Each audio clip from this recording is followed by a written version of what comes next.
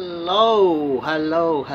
Good morning. Tayo po'y mag-aral ng kanyang salita, no? Dito po sa aklat ng Mateo, Kabanata 3, verse 1 and 2. Ito po ang sinasabi, no? Si John the Baptist po ang nagsabi. Nang mga araw na iyon ay dumating si Juan Bautista na nangangaral sa ilang ng Judea.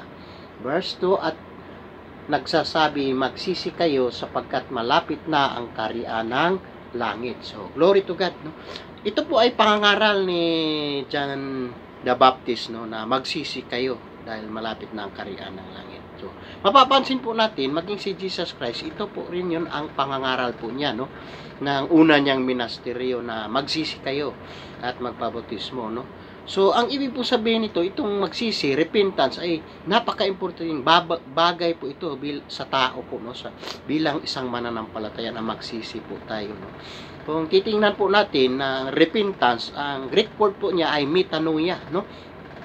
Metanoia na ibig sabihin po na changing of mind, changing of one's mind, no? No, pagbabago, no? May pagbabago na hindi lang sa ating pag-iisip, kundi sa ating puso, no? Na may conversion na mangyayari. Repentance, may conversion na mangyayari sa buhay mo. No, yan po ang ibig sabihin. Mabigat po itong repentance, no?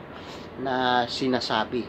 Na dito po, pag nagrepent po tayo, doon po natin maranasan at hindi po pwedeng hindi magbago ang ating buhay kung tayo po ay nagsisisi na ng lubusan at nakilala na ang ating Panginoong Kristo. So, yan lang po, no?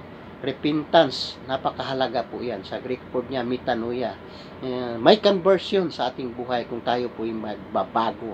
Iwanan na natin po ang dati nating pagkatao at sumunod na tayo ayon sa kalooban ng ating Panginoong Kristo. So, yan lang po.